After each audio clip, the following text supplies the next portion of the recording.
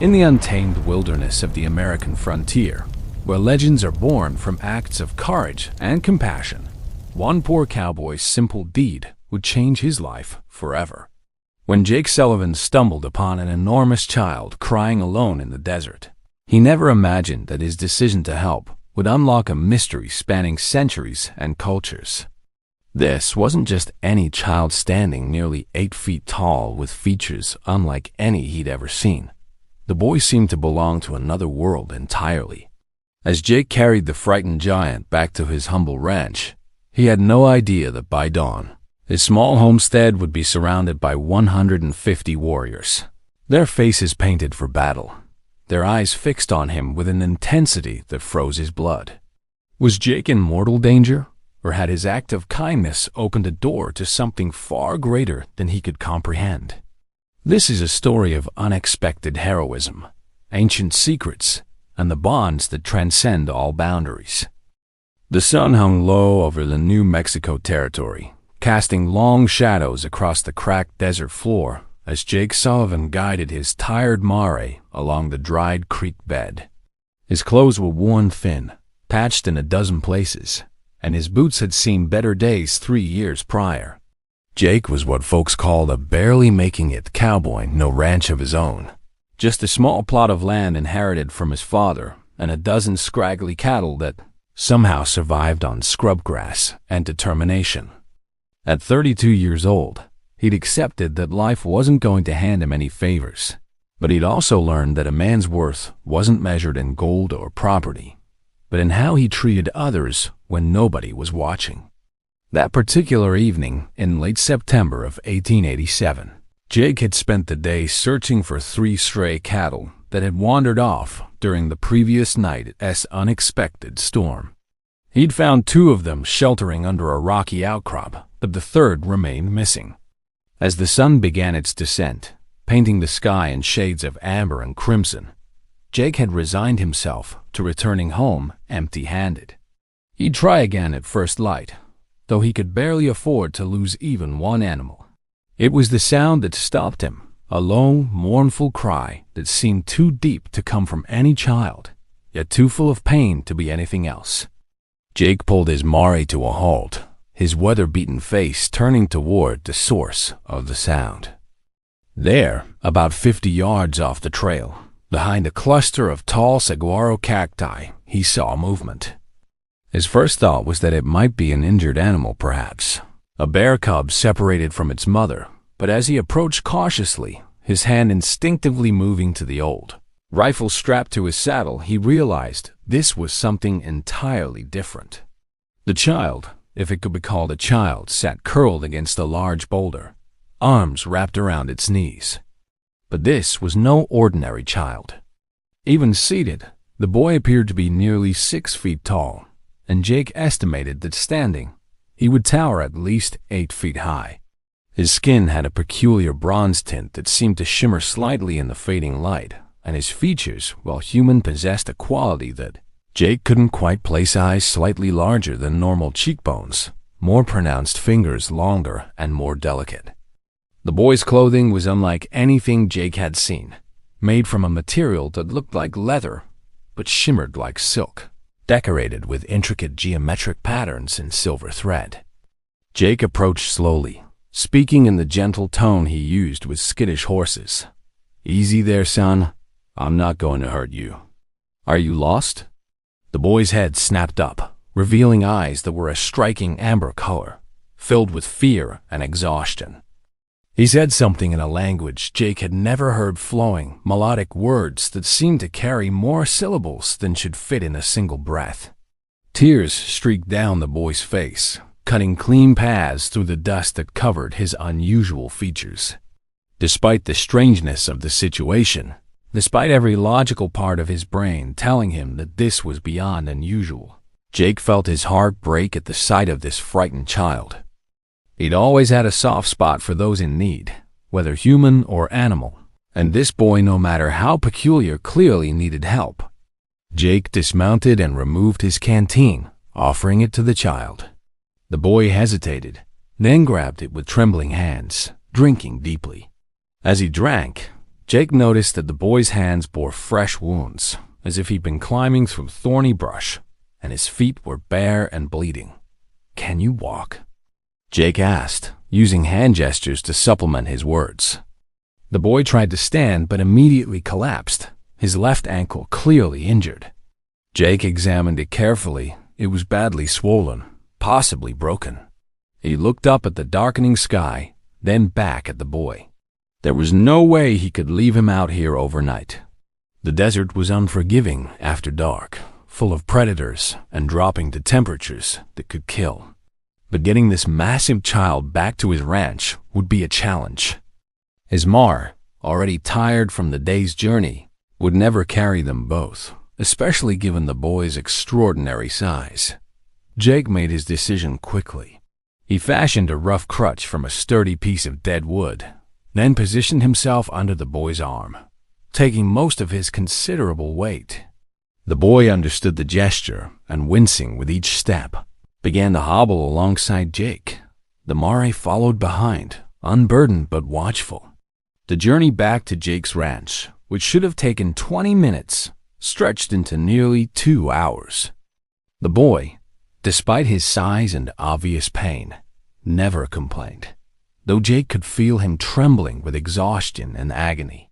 By the time they reached Jake's modest homestead, a small wooden cabin with a leaning barn and a simple corral, both were drenched in sweat despite the cool evening air.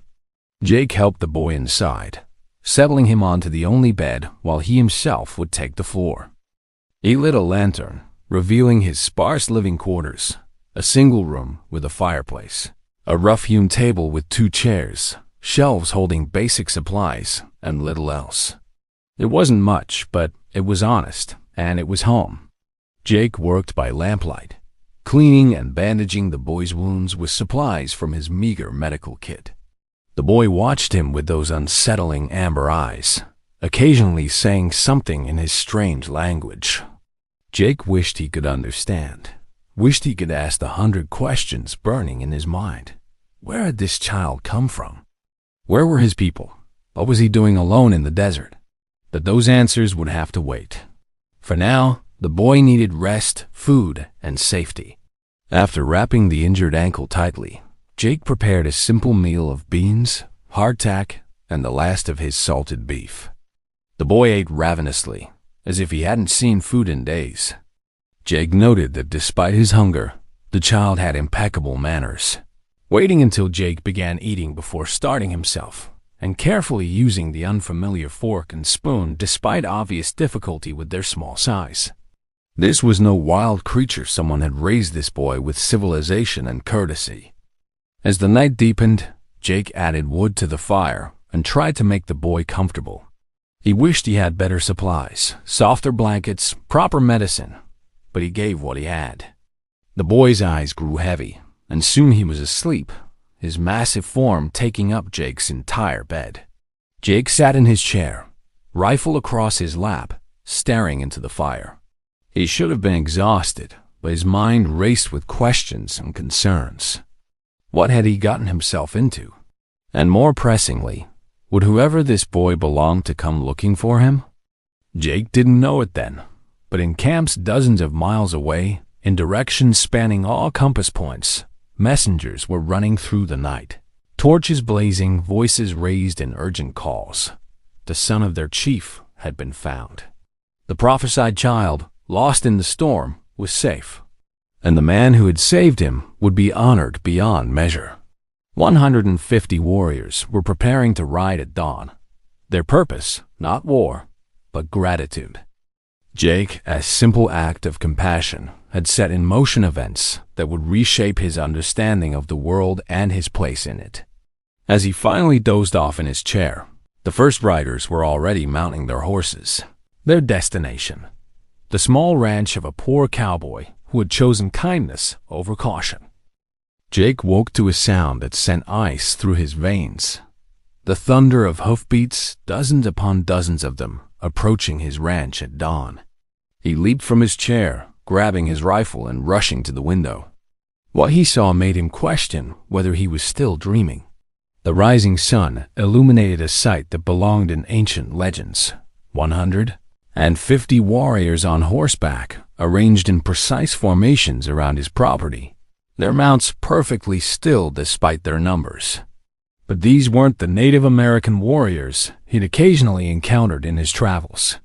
These riders were giants, every one of them standing at least 7 to 8 feet tall, their armor gleaming with that same peculiar silver sheen as the boy's clothing. Jake's heart hammered in his chest. He glanced back at the sleeping child, then at the army surrounding his home.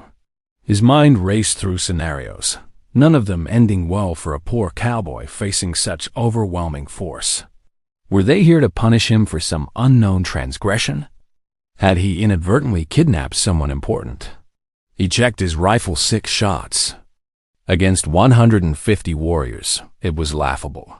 But Jake Sullivan had never been one to surrender without understanding the situation first. Behind him, the boy stirred, sitting up in bed. The child's face transformed from sleepy confusion to pure joy as he saw through the window. He called out something in his melodic language, his voice filled with relief and excitement.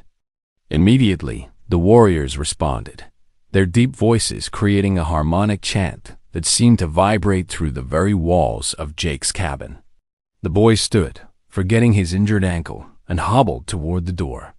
Jake moved to help him, supporting his weight as they stepped out onto the small porch. The moment they emerged, the warriors dismounted as one, a coordinated movement so precise it seemed choreographed.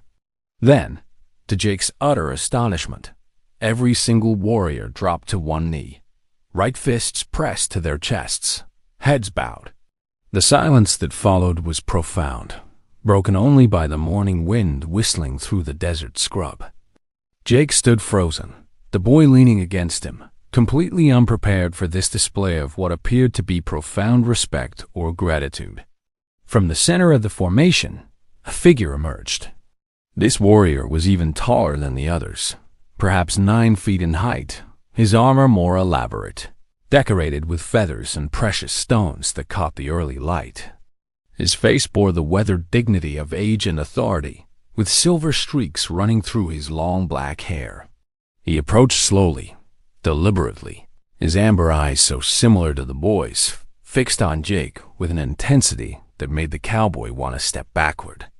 But Jake held his ground, years of frontier life having taught him that showing fear was often more dangerous than the thing feared. The tall warrior stopped 10 feet from the porch and spoke. To Jake's surprise, while the accent was thick and the cadence unusual, the words were English.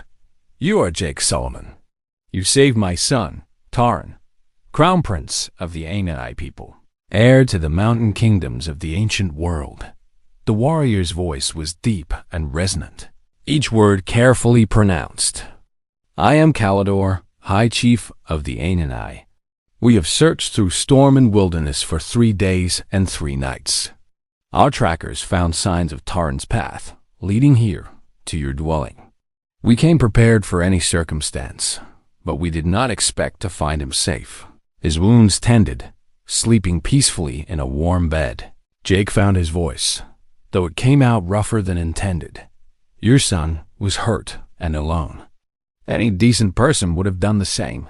He felt Taran squeeze his arm gently, and the boy spoke rapidly to his father in their language.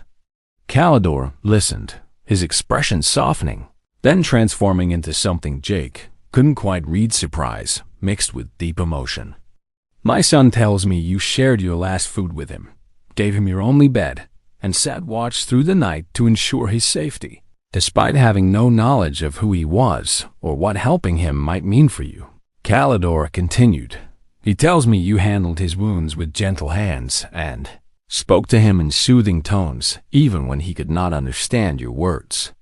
He tells me that when he cried from pain and fear, you did not turn away but showed him compassion without expecting anything in return." The High Chief took another step forward. "Jake Sullivan, you must understand what you have done. The Ainai are an ancient race, older than any civilization your people know. We have lived in hidden valleys and mountain fortresses for thousands of years, watching humanity grow and change while we remained apart. We are long-lived, powerful, and proud. We do not mix with outside peoples. We do not trust easily. We do not forget debts. And we absolutely never abandon those who show kindness to our kin. Jake felt the weight of those words settling over him. I don't want any reward, he said honestly. I'm just glad your boy is safe. You can take him home now, and we can all go back to our lives. It was a simple statement, born from Jake's simple understanding of the world. But Calidor's response showed him that nothing about this situation was simple. That is not possible, Calidor said, and for the first time, something like a smile touched his stern features. By the ancient laws of my people, a life debt has been created. More than that, you have saved not just any life, but the life of my heir, the future of my people. 3 days ago, during the great storm, Tauren was on a vision quest, a sacred journey our young people undertake when they come of age. He was to survive alone in the wilderness for 7 days, proving his worthiness to lead. But the storm was unlike any we had predicted. Flash floods separated him from his supplies and his sacred weapons. He fell, injured his ankle, and was carried miles from his intended path. The High Chief's voice grew heavier with emotion. We searched everywhere, but the storm had washed away his tracks. Our prophets had visions of darkness, of the royal line ending, of a future without hope. I was prepared to abdicate my position, for a chief who loses his heir has failed his people. Then, at dawn, our best tracker found different signs. Boot prints, human-sized, leading to a ranch. And there, the tracker said, the trail ended. We came here expecting to beg, to fight, to pay any price to recover my son. Instead, we find a poor cowboy who asked for nothing and gave everything he had. Calidor turned to his warriors and spoke in the Ananai language. The warriors rose as one and began to unpack supplies from their horses, bundles of furs, bags of what looked like grain, ornate weapons, jewelry, and items Jake couldn't identify. These are tokens of our gratitude, Calidor explained. But they are nothing compared to what I truly wish to offer you. Jake Sullivan, I propose an alliance between you and the Ananai people. You have shown yourself to be a man of honor in a world where honor is increasingly rare. My people could benefit from contact with such a man, and I believe you could benefit from knowing us. Jake looked at the pile of goods accumulating on his property, then at the boy Tauren, who was smiling at him with genuine affection, then at the 150 warriors who had traveled through the night to honor a poor cowboy's simple act of decency. He thought about his struggling ranch, his lonely existence, his constant battle to survive in an unforgiving land. He thought about how different his life could be with powerful allies, with resources, with the kind of support that could transform everything. But he also thought about his father's words, spoken years ago on his deathbed. Son, don't never compromise who you are for what you might gain. A man's character is all he really owns. I appreciate all this, Jake said carefully, but I'm not sure what kind of alliance you're talking about. I'm nobody special, just a cowboy trying to make ends meet. What could someone like me possibly offer people like you? It was an honest question, free from false modesty. Jake genuinely couldn't understand what value he could provide to an ancient race of giants with obvious wealth and power. Calidor's answer would change everything. You offer something we have lost, Jake Sullivan. You offer humanity, not the species, but the quality.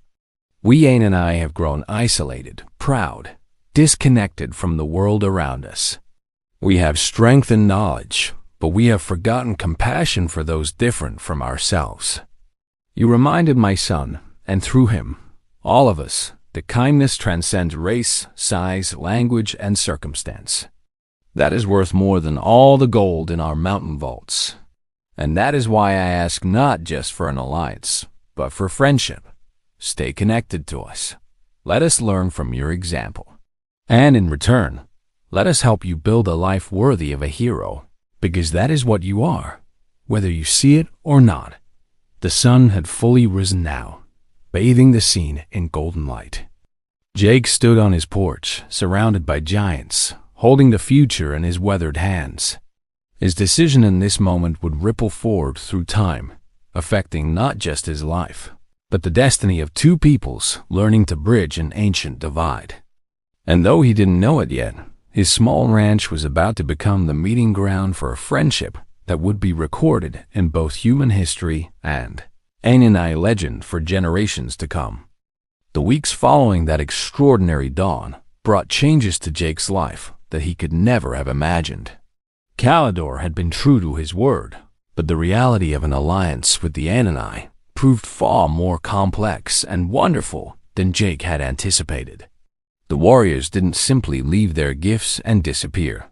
Instead, 20 of them remained behind, setting up a camp near Jake's property, explaining through Calidor that they would serve as honor guards until the alliance was properly established. Jake protested that he needed no guarding, but Calidor explained that it wasn't about need. It was about respect and the Ananai way of doing things. Taran remained as well, much to Jake's surprise. The young prince's ankle needed several more weeks to heal properly, Calidor explained, and according to Ananai tradition, Taran should recover in the home of his rescuer to properly honor the life debt. Jake's small cabin suddenly felt very crowded with an 8-foot-tall teenager, but Taran proved to be an eager and helpful houseguest. Despite the language barrier, they began to communicate through gestures, drawings, and simple words that Taran picked up with remarkable speed. The boy was fascinated by everything about Jake's life: the cattle, the horses, the simple tools and implements of frontier living. What truly shocked Jake was Taran's genuine enthusiasm for ranch work. Once his ankle healed enough for limited mobility, the prince insisted on helping with chores. Jake watched in amazement as this heir to an ancient kingdom learned to milk cows, mend fences, and shovel manure with the dedication of a hired hand. The Ananai warriors in the camp were equally surprised, occasionally visiting to stare in disbelief as their prince performed what they clearly considered beneath his station. But when they reported this to Calidor on his regular visits, the high chief only smiled and said, "He is learning what it means to earn one's place through action, not birthright." This is good. The real transformation began when Calidor proposed teaching Jake about Ananai culture and, more specifically, about their advanced knowledge of agriculture, construction, and resource management. The Ananai Jake learned had developed sophisticated techniques over millennia that made his frontier farming methods look primitive by comparison. They understood soil composition in ways that seemed almost magical, could predict weather patterns with uncanny accuracy, and had developed drought-resistant crops that could thrive in harsh desert conditions. "We've watched human civilizations rise and fall," Calidor explained one evening as they sat around Jake's fireplace, with Taran translating between his rapidly improving English and his father's more formal speech. "We have seen empires make the same mistakes, repeatedly depleting their land, exhausting their resources, choosing short-term gain over long-term sustainability. We have knowledge that could help, but we have remained hidden, believing that humanity needed to learn its own lessons. But perhaps that was arrogance on our part. Perhaps we were meant to share what we know, to be teachers rather than observers." Under Ananai guidance, Jake's struggling ranch began to transform. They taught him to dig wells in locations determined by subtle signs in the rock and soil that Jake had never known to look for. They showed him how to create terraced fields that captured rainfall and prevented erosion. They introduced him to their seed strains of wheat, corn, and vegetables that had been cultivated for thousands of years to survive in harsh conditions. Within 6 weeks, Jake's property went from barely sustaining a dozen scraggly cattle to showing signs of becoming a genuinely productive ranch. But the transformation wasn't just physical. Jake found himself changing internally as well. The Anna had a different way of seeing the world, one that balanced strength with wisdom, action with patience, individual achievement with community responsibility. Their evening discussions around the fire, with Taran excitedly translating and occasionally adding his own youthful perspectives, opened Jake's mind to philosophies and ideas he'd never considered. He learned about Anna history, their great cities hidden in mountain valleys, their complex social structures, their art and music and poetry. In turn, he shared stories of the American frontier, of human struggles and triumphs, of the complex history that had led to the world as it existed in 1887. The unexpected friendship between Jake and Taran became the foundation for something larger. The boy had initially been quiet and reserved, traumatized by his ordeal and uncertain of his place in this strange human dwelling. But Jake's gentle humor and unpretentious way of living gradually drew him out. They developed their own language of gestures and shared experiences. Taran taught Jake basic Anonai phrases, while Jake taught him English idioms and frontier sayings. They worked side by side, repairing Jake's barn, with Taran's great strength making easy work of tasks that would have taken Jake days alone. In the evenings, Jake taught Taran to play checkers with stones and a board scratched in the dirt, and they discovered that competition and laughter sounded the same in any language. Then came the day that would test the alliance in ways none of them expected. A group of ranchers from the nearest town, some 20 miles distant, arrived at Jake's property. Jake recognized the leader Silas Blackwood, a wealthy landowner who had tried multiple times to buy Jake's property for a fraction of its worth, intending to add it to his vast holdings. Blackwood was a hard man, the kind who believed might made right and that laws were suggestions for the weak.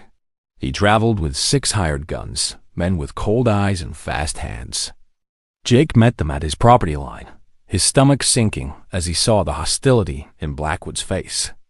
"Sullivan," Blackwood said without preamble, "words reach town about your new ... associates, about the giants you're harboring. Some folks are concerned. There's talk of you consorting with dangerous elements, possibly hostiles planning raids. I've come to get your side of the story before things get unpleasant." It was a threat barely disguised as concern. Jake recognized the tactic: create fear, manufacture a crisis, then present himself as the solution. "These people are my guests and friends," Jake said carefully. "They mean no harm to anyone.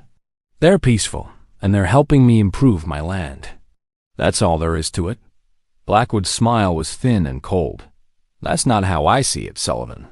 You've got what looks like a private army on your land. That makes people nervous, makes them think you're planning something. Now, I'm willing to help you out of this situation. I'll buy your property double my previous offer. You take the money, send your giant friends on their way, and everyone stays safe and happy. You refuse, and I can't guarantee what might happen. Nervous people do foolish things." Jake felt anger rising in his chest. "This is my land, Blackwood, my father's before me, and who I choose to associate with is none of your business. We're not threatening anyone, and we're not leaving." It was perhaps the bravest or most foolish thing Jake had ever said. 6 guns against 1 poor cowboy, the math wasn't complicated. That's when Calidor emerged from the nearby camp, walking with the unhurried confidence of someone who had never doubted his ability to handle any situation. He was followed by 10 warriors, not armed for battle, but carrying themselves with the relaxed readiness of trained fighters. Calidor stopped beside Jake, his 9-foot frame making even Jake's 6-foot height seem small, and Blackwood's group looked like children by comparison. "I am Calidor," the High Chief said in his careful English. "These lands belong to Jake Sullivan. He is under the protection of the Anai people. Any threat to him is a threat to us. I suggest you reconsider your words." There was no bluster in Calidor's tone, no bragging or posturing. It was simply a statement of fact, delivered with the calm certainty of someone who had faced down greater threats than a bullying rancher and his hired guns. Blackwood's face went through several shades of red. His hand moved toward his pistol, and his men tensed, ready to draw. For a moment, the desert air crackled with the potential for violence. Then Tarin stepped forward, his young face serious, and spoke in halting but clear English, the first time he directly addressed outsiders. "My father is High Chief. I am Prince Tarin. Jake Sullivan saved my life. He's my brother now, in the way that matters. You harm him, you harm me. You harm me. You bring war with Anunai. All Anunai. We are many. We are strong. We live long and remember longer. Choose wisely." The simple, direct statement from the young prince carried more weight than any elaborate threat. Blackwood looked at the giants, at their calm readiness, at the absolute certainty in their bearing, and whatever calculations he was making clearly didn't add up in his favor. "This isn't over, Sullivan," he said finally, but the heat had gone out of his voice. "The law will hear about this. The territorial governor will hear about it. You can't just bring foreign fighters onto American soil without consequences." "We are not foreign," Calidor said calmly. "We were here before your people arrived, before any Europeans set foot on this continent.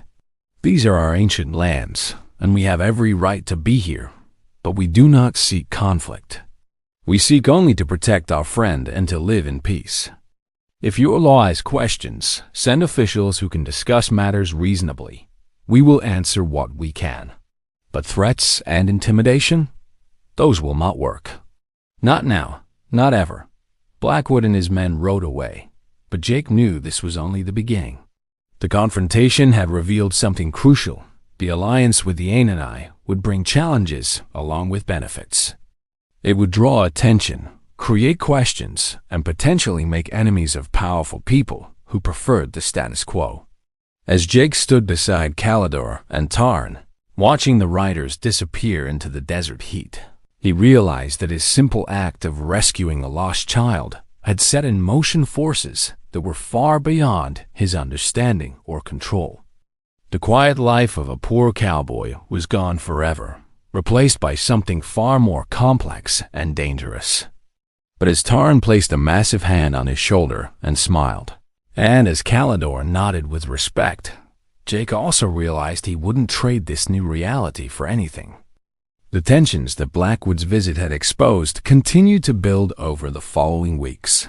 Word spread through the territory about the giants at Jake Sullivan's ranch, and the stories grew wilder with each retelling. Some said they were demons summoned from hell.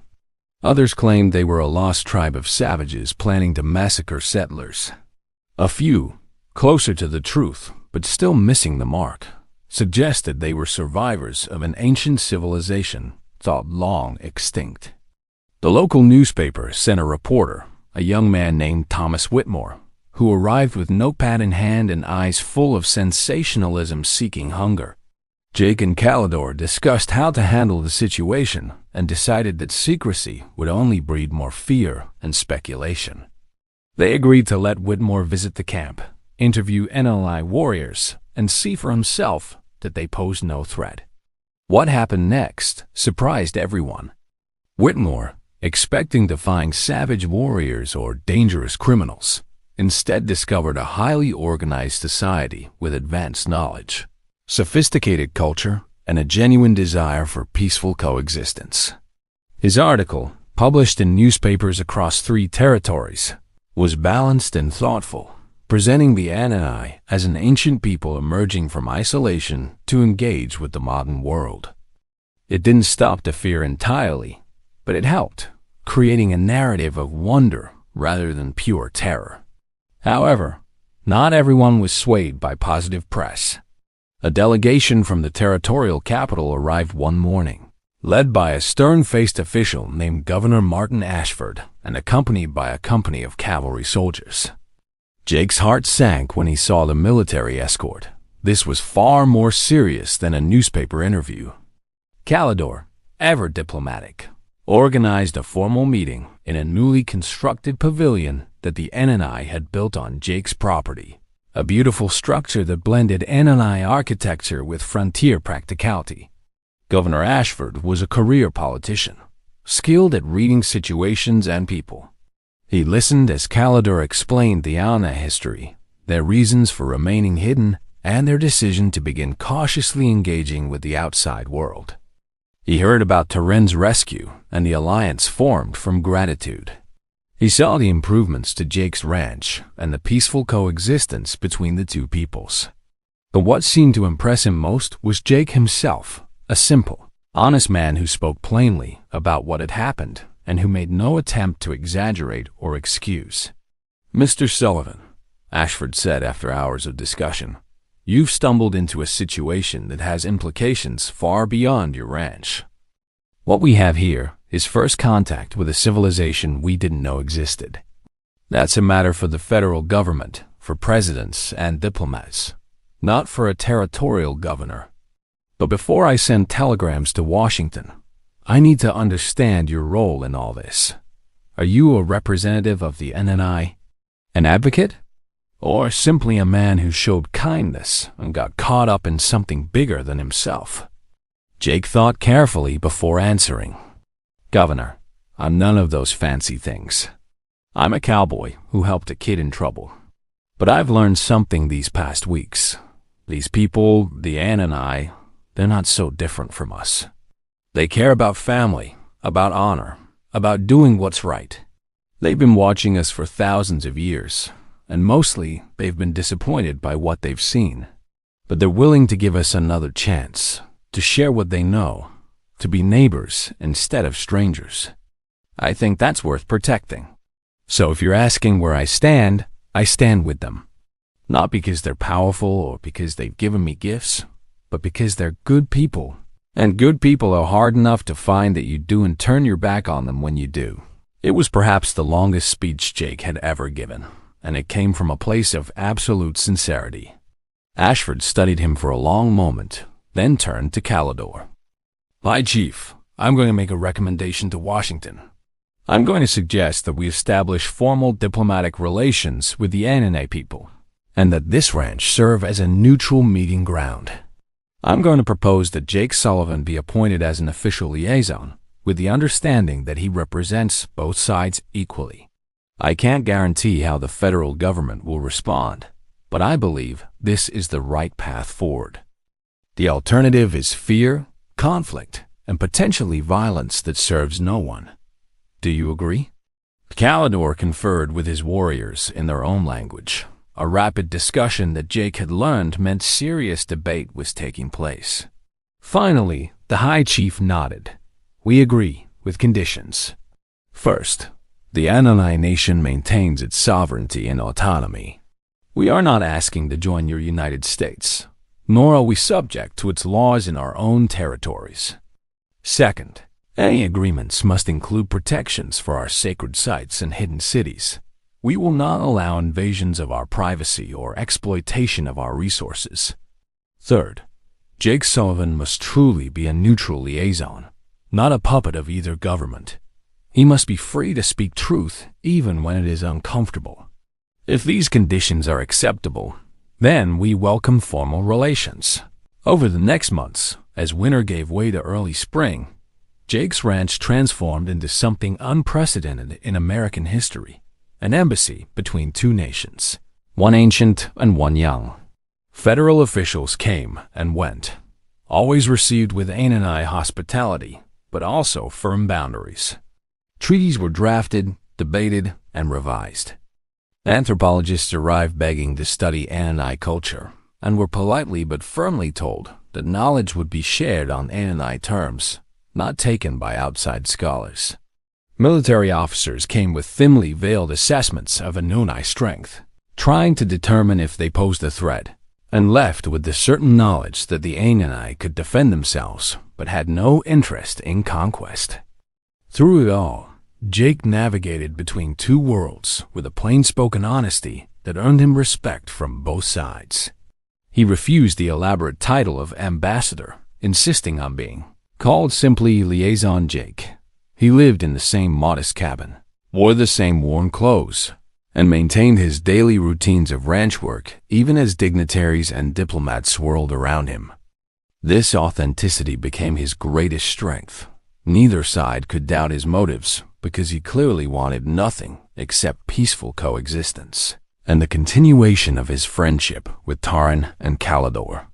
The prince had become like a son to Jake, and Jake like a second father to Taran.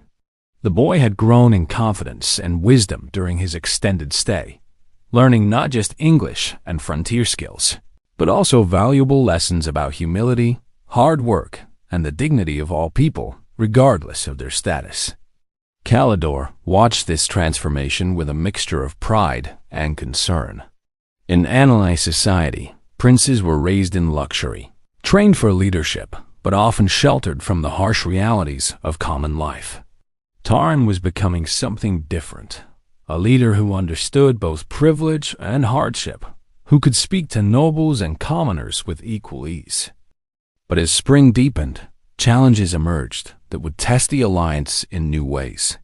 A group of treasure hunters, having read about the Ananai in newspapers, arrived in the territory convinced that the giants must be guarding vast hoards of gold and ancient artifacts.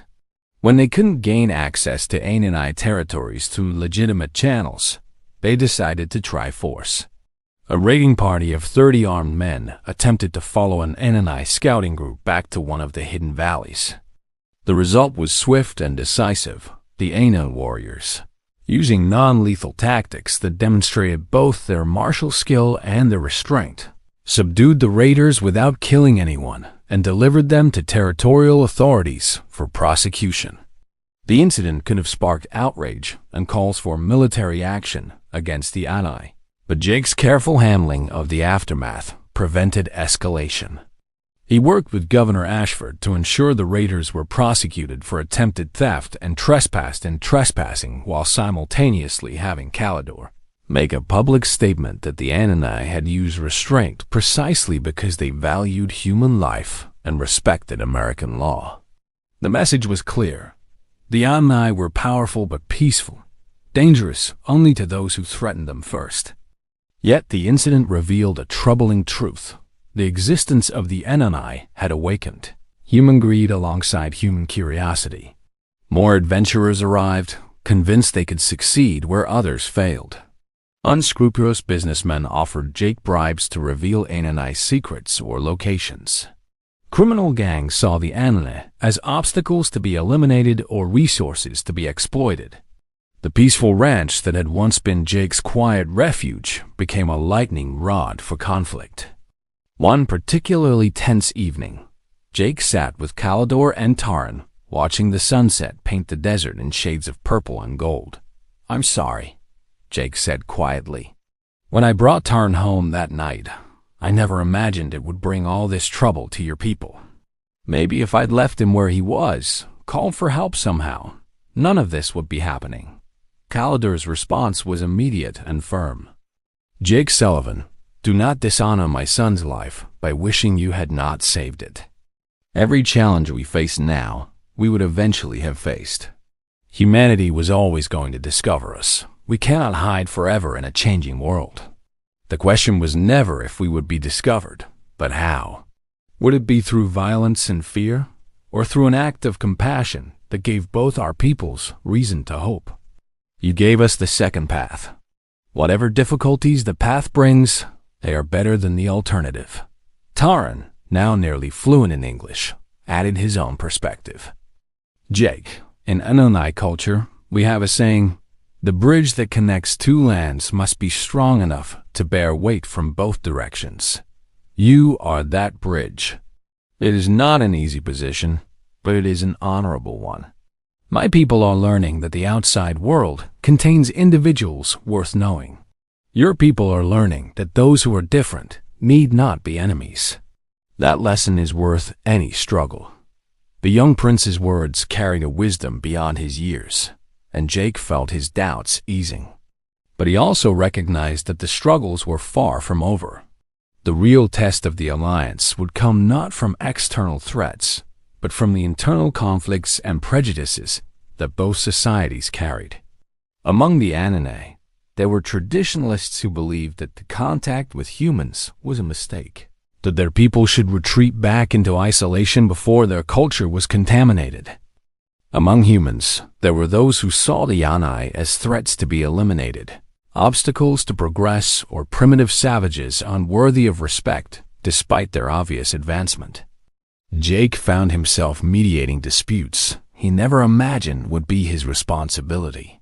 When an Enani warrior, provoked by insults from drunken cowboys in town, responded with a display of strength that terrified the locals, Jake had to convince both sides that the incident was a misunderstanding rather than the beginning of hostilities. When a human rancher's cattle wandered onto land the Enani considered sacred, Jake negotiated a solution that respected Enani beliefs while acknowledging the rancher's economic concerns. Each conflict was exhausting, each resolution temporary, but Jake persisted because he understood that the alternative was war, and war between humans and Enani would be catastrophic for both sides. As winter approached once more, nearly a year after that fateful evening when Jake had found Tarang in the desert, the strain was beginning to show. Jake had lost weight, his face lined with stress far beyond his 33 years. He slept poorly, always anticipating the next crisis. His modest savings were depleted from hosting endless meetings and feeding countless visitors. The ranch, despite Enani improvements, suffered from his divided attention. He was stretched too thin, trying to be everything to everyone, and slowly fracturing under the pressure. It was Taran who recognized the danger first. The prince, now preparing to return to his people to complete his education and assume his responsibilities, sat with Jake one evening and spoke with the directness of someone who had learned honesty from his mentor. "Jake, you are breaking. I see it. My father sees it. You cannot carry this burden alone, yet you try because that is your nature. But the bridge we spoke of it will collapse if it has no supports, no foundation beyond one man's determination." Jake wanted to deny it, but he couldn't. "I don't know what else to do, Taran. Every day brings new problems, new conflicts. If I'm not here to mediate, to explain, to calm fears and find compromises, what happens? Do your people and mine go to war? Do we lose everything we've built?" The prince smiled, and it reminded Jake of that first smile, the frightened child becoming brave again in the presence of kindness. "You taught me something, Jake Sullivan. You taught me that greatness is not about being powerful or important. It is about being present, being honest, being willing to help even when you gain nothing from it. Now I will teach you something my people know: no great achievement is accomplished alone. You need help. We need to build not just a bridge, but a network of bridges. More liaisons, more mediators, more people on both sides committed to peace and understanding." It was a simple solution, and Jake wondered why he hadn't seen it himself. Pride, perhaps, or the frontier mentality of self-reliance that told him accepting help was weakness. But Taran was right. The alliance couldn't rest on one man's shoulders, no matter how willing those shoulders were. They needed institutions, processes, multiple points of contact. They needed to train others in the delicate art of cross-cultural understanding. The next morning, Jake and Calidor presented a joint proposal to Governor Ashford, who had become a regular visitor and ally. They outlined a plan to establish a permanent embassy with multiple staff members, human and Enani, working together. They proposed exchange programs where young people from both cultures could learn about each other. They suggested joint economic ventures that would give both societies a stake in each other's success. Most importantly, they recommended finding and training other individuals with Jake's gift for honest mediation, creating a corps of liaisons who could spread the work across multiple locations. Ashford listened, made notes, asked sharp questions, and finally nodded. "It's ambitious. It will require funding, political capital, and a level of trust that frankly makes me nervous. But it's also the right thing to do. I'll present this to Washington with my full endorsement. Mr. Sullivan, you've proven that one man's compassion can change the world. Now let's see if we can spread that compassion wide enough to make the change permanent. As the meeting concluded and plans were set in motion, Jake felt a weight lifting from his shoulders. The path forward was still uncertain, still fraught with challenges, but at least he wouldn't be walking it alone. He looked at Tarn, who would soon return to his people to share everything he'd learned. He looked at Calidor, who had become a true friend despite their vastly different backgrounds. He thought about the 150 warriors who had knelt before a poor cowboy, honoring a simple act of decency. And he understood that the greatest gift the Anai had given him wasn't wealth or status or alliance. It was the understanding that every person, regardless of their station, has the power to change their world through choices made in moments that seem small but echo through time. The story that had begun with a crying child in the desert had become something far greater. And Jake Sullivan, poor cowboy and reluctant diplomat, stood at its center not because he sought glory, but because he had chosen kindness when kindness cost him everything he had and promised nothing in return. That choice had saved more than one life. It had saved the possibility of peace itself. And though the road ahead was long and uncertain, Jake knew that as long as there were people willing to choose compassion over fear, hope over hatred, and understanding over ignorance, that possibility would survive.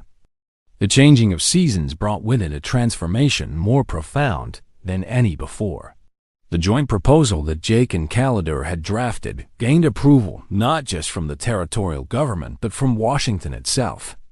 President Grover Cleveland, intrigued by reports of an ancient civilization emerging from isolation, sent his personal envoy to negotiate a formal treaty. The Treaty of Sullivan's Ranch, as it came to be known, would establish the first official diplomatic relationship between the United States and the Anai Nation, setting precedents for how sovereign peoples could coexist on shared lands. The ceremony marking the treaty's signing was an event that drew witnesses from across the continent. Dignitaries, journalists, scientists, and curiosity seekers descended on Jake's once modest ranch, which had been expanded and improved with joint Anai-American labor into a proper embassy compound. The original cabin still stood at its heart, preserved as a symbol of where it all began, but now it was surrounded by meeting halls, residential quarters for permanent staff, and beautiful gardens that blended Anai and frontier aesthetics. Jake stood in his best clothes, still simple by most standards, but clean and mended as speeches were delivered in multiple languages. He watched as Calidor and the president's envoy placed their marks on the treaty document, formalizing what friendship had already made real. But what moved Jake most was seeing Tara stand beside his father, wearing the ceremonial regalia of an Anai prince, yet carrying himself with the grounded humility that his time on the ranch had taught him. The boy had grown in more than just language and skills. He had matured into someone who could bridge worlds because he genuinely understood and respected both. As spring deepened into summer, the embassy became a vibrant crossroads of cultures.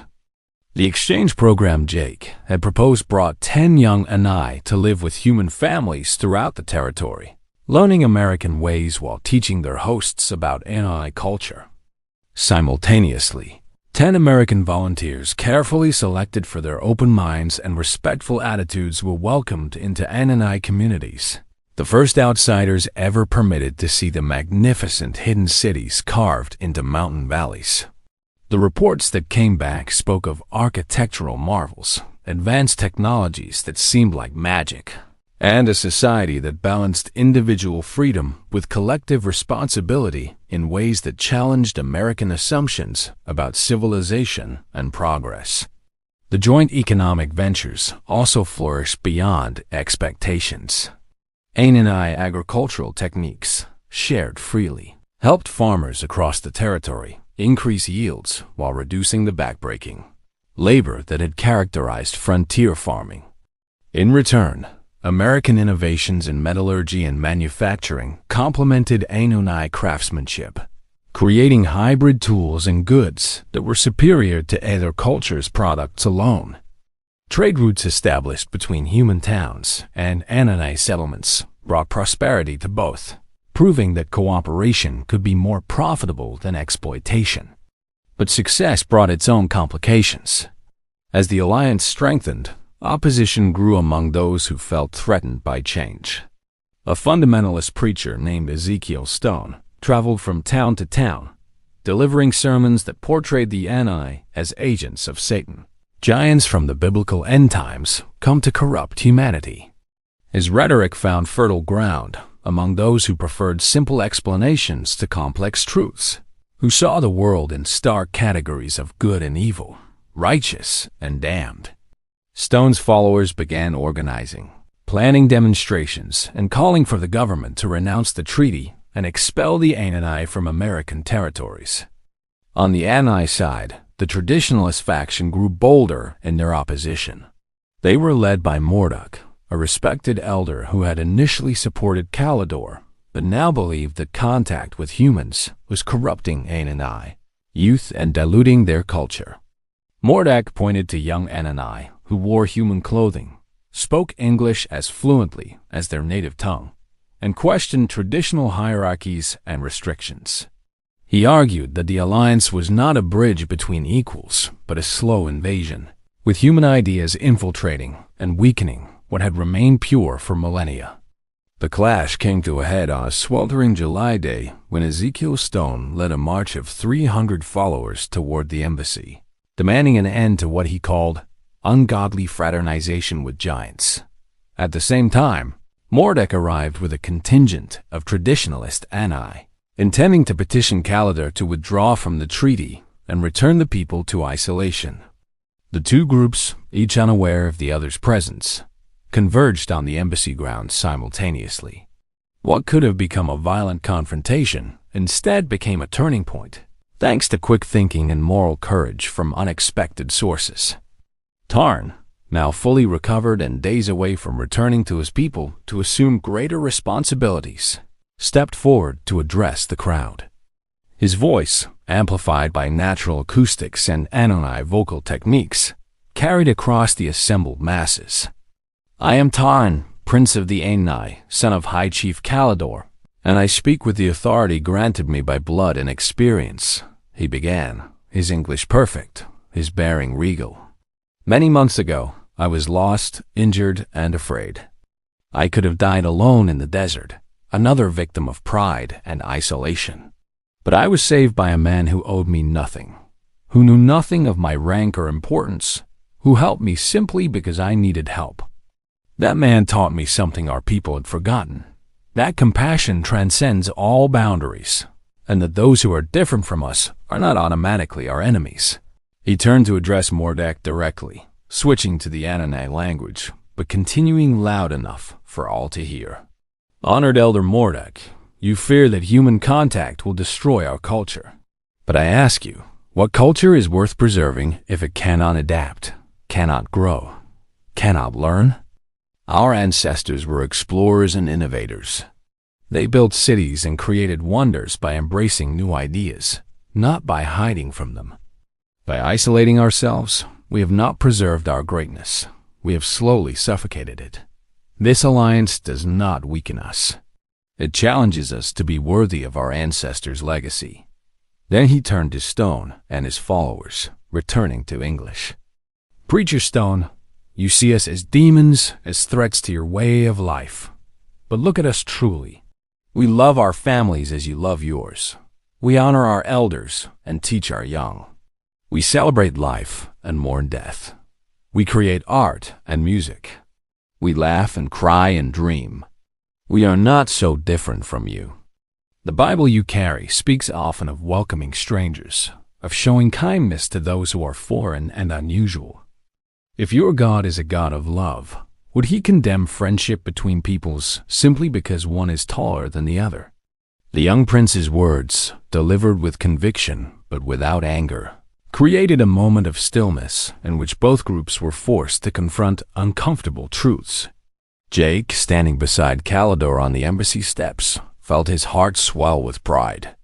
This was what their alliance had created, a young leader who could speak truth to both his own people and to strangers, who had the moral clarity that came from understanding multiple perspectives. But it was what happened next that truly defied expectations. A young woman from Stone's group, no more than 20 years old, stepped forward. She was plainly dressed, her face sun-weathered from hard frontier life, but her eyes held intelligence and determination. "My name is Sarah Thorne," she said, her voice shaking slightly but growing stronger as she spoke.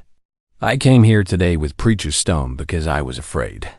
Afraid of change, afraid of the unknown, afraid that everything I'd been taught about the world might be wrong. But I've been listening, really listening, and I realized that my fear was making me cruel. These Anganai, they're not monsters. They're just people trying to live their lives, same as us. And if they're willing to share what they know, to help us become better, why would we reject that? Why would we choose ignorance over knowledge, division over friendship?" Her defection from the protests sparked murmurs through Stone's followers. Several others nodded, their expressions troubled, clearly wrestling with doubts that Sarah had voiced aloud. Stone himself sputtered, trying to regain control of his flock, but the moment had passed. One by one, people began to leave, not all of them, but enough to break the solidarity of the protest. Some approached the embassy with tentative curiosity, asking questions of the Anganai staff, receiving patient answers that replaced fear with understanding.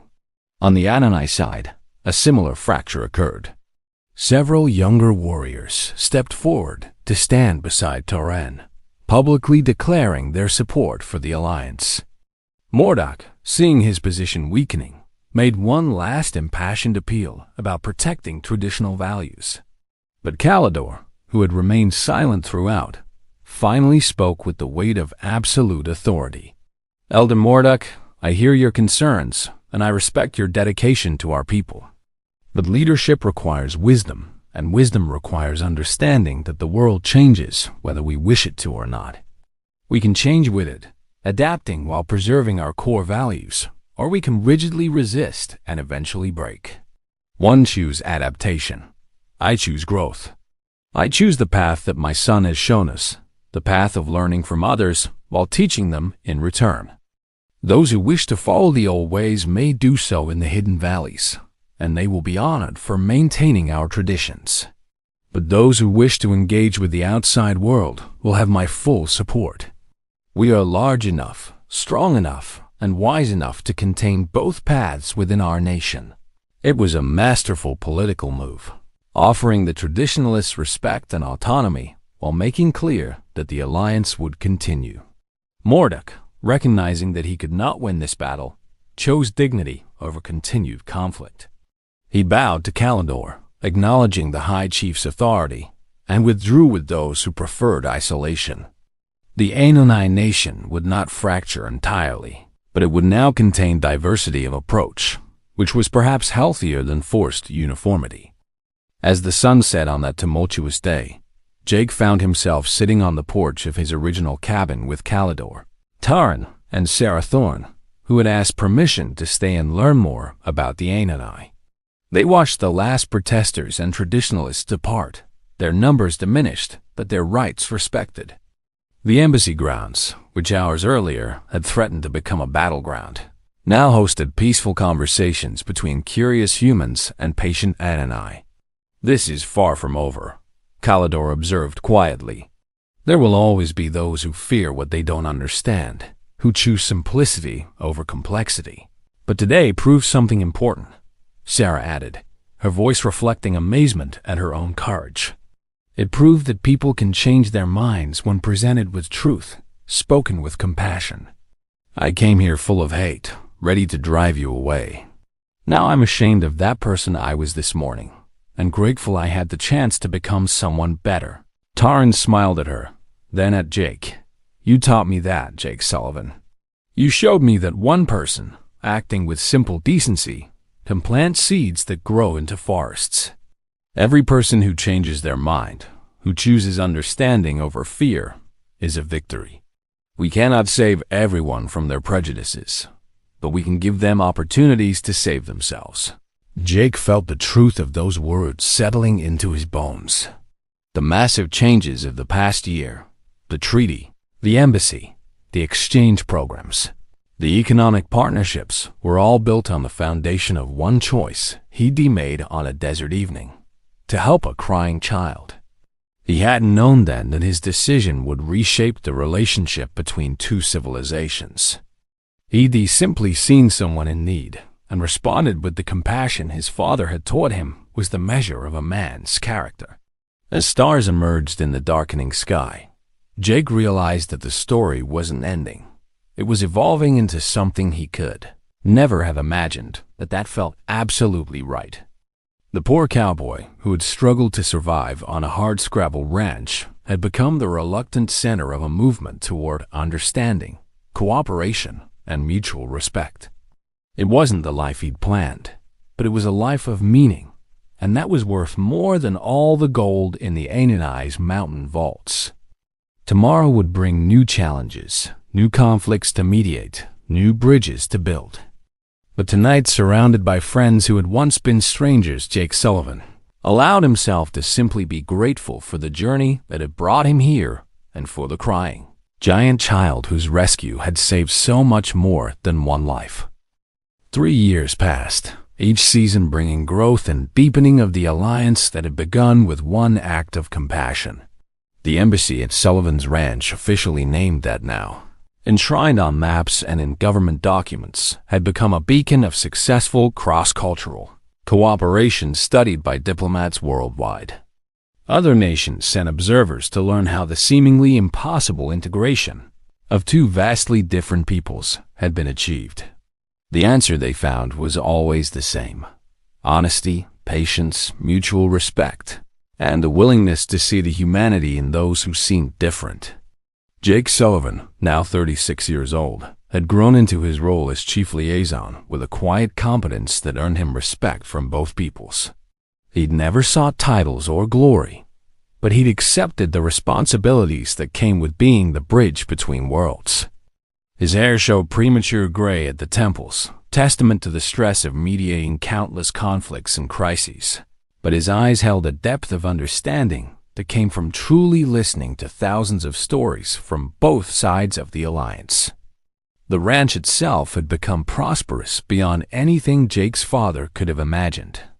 The Anani agricultural techniques he'd learned had turned marginal land into productive fields that fed not just his small operation, but supplied crops to surrounding territories. He'd become wealthy, though he lived simply, pouring most of his resources back into programs that supported the alliance. Young people from both cultures worked alongside each other on his land, learning cooperation through shared labor. It had become an informal training ground for future liaisons and diplomats. Taren had completed his education and formal training, and had recently been named Ambassador Prince, a newly created position that made him the official ANI representative to the United States government. He divided his time between Washington, D.C., where he impressed senators, and cabinet members with his diplomatic skill and cultural fluency, and the embassy, which he still considered his second home. The bond between the prince and the cowboy had deepened over the years into a brotherhood that transcended species and status. They were family in the ways that mattered most. Calidor, aged but still commanding, had overseen the greatest transformation in Anani society in millennia. The hidden cities had opened carefully selected areas to human visitors, creating a tourism program that generated revenue while protecting sacred sites. Anani scholars had begun publishing their accumulated knowledge cautiously, gradually, but with genuine generosity. Their contributions to medicine, agriculture, architecture, and philosophy were revolutionizing human understanding in multiple fields. In return, Anuna youth had access to human education, technology, and ideas that invigorated their culture with fresh perspectives. The exchange program had expanded dramatically. Hundreds of young people from both cultures now participated annually, living with host families and attending schools in each other's communities. The first generation of these exchange participants were now adults, bilingual in Anoni and English, culturally fluent in both societies, and forming the backbone of permanent integration. Many had chosen careers in diplomacy, trade, or education, dedicated to deepening the bonds between their peoples. Some had even fallen in love across cultural lines, creating the first generation of mixed families that embodied the alliance in their very existence. But success had not come without costs and ongoing challenges. The fundamentalist opposition, while marginalized, had never completely disappeared. Small groups still preached against the alliance, though their influence waned as tangible benefits became undeniable and younger generations grew up seeing Anani as neighbors rather than threats. Among the Anai, the traditionalist faction maintained their isolated communities, preserving pure cultural practices, occasionally emerging to criticize what they saw as dilution and corruption. Both forms of resistance served as reminders that not everyone could be convinced, that some would always choose familiar prejudices over uncomfortable growth. The real test of the alliance came not from opposition, but from the question of its future. Could cooperation evolve into genuine integration? Should it? These questions sparked passionate debates in both human and Anani societies. Some argued for maintaining distinct cultures with friendly relations. Others advocated for deeper fusion, seeing the potential for a hybrid civilization that combined the best of both. Jake found himself moderating these discussions endlessly, helping both sides understand that there might not be one right answer, that different communities might choose different paths, and that diversity of approach could strengthen rather than weaken the overall alliance. One crisp autumn morning, Jake received news that changed everything. Calidor, who had been experiencing health problems that Anani medicine could slow but not stop, requested Jake's presence in the main Anani city of Talcazar. Jake had visited the Hidden Valley city several times, always awed by its grandeur buildings that seemed to grow from the mountain itself, bridges that defied gravity, gardens that flourished in places that should have been barren rock. But this visit felt different. He traveled with Taran, both of them silent during the day-long journey, both understanding without speaking that they were being summoned for something significant. They found Calidor in his private chambers, a suite of rooms that balanced the luxury befitting a high chief with the Spartan simplicity that characterized Anan's sensibilities. The great leader had visibly aged, his movements slower, his voice softer, but his eyes remained sharp and warm. "Jake Sullivan," he greeted with genuine affection. "My friend, my son's savior, the man who changed the course of history by choosing kindness. I have called you here to discuss the future, for my time grows short, and there are matters that must be addressed." Jake felt his throat tighten. He'd known this day would come and Nona were long-lived compared to humans, but they weren't immortal. Calidor was ancient, even by their standards, and the stress of leading his people through their greatest transformation had taken its toll. "Hi, Chief. You've been a great leader and a true friend. Whatever you need from me, you have it." Calidor smiled. "I know, my friend. That certainty has been one of my greatest comforts these past years. Now, I must speak of succession and legacy. Taran will become High Chief, as has been planned since his birth. He is ready. His time among humans gave him perspectives that make him uniquely qualified to lead our people in this new age of openness. But I want him to have what I had: a human friend whose counsel can be trusted absolutely, whose perspective from outside our culture can illuminate our blind spots. I want to ask if you will continue in that role, not as an employee or diplomat, but as family." "Of course," Jake said without hesitation. "Taran is my brother in every way that matters. I'll support him however I can, for as long as I can." "I knew you would say that," Calidor acknowledged. "But I ask for something more. I want you to help him navigate a challenge that will define his reign, the question of full integration. There are humans now proposing that territories with mixed populations should form a new hybrid nation, neither purely American nor purely Inoni, but something new. They point to the success of our cooperation and argue that formal political union is the logical next step. What do you think of this idea? Jake had heard these proposals and had wrestled with his own thoughts on the matter. I think it's both promising and dangerous, he said carefully. Promising because it acknowledges that our peoples have learned to truly live together, that the boundaries between us are becoming blurred in the best ways.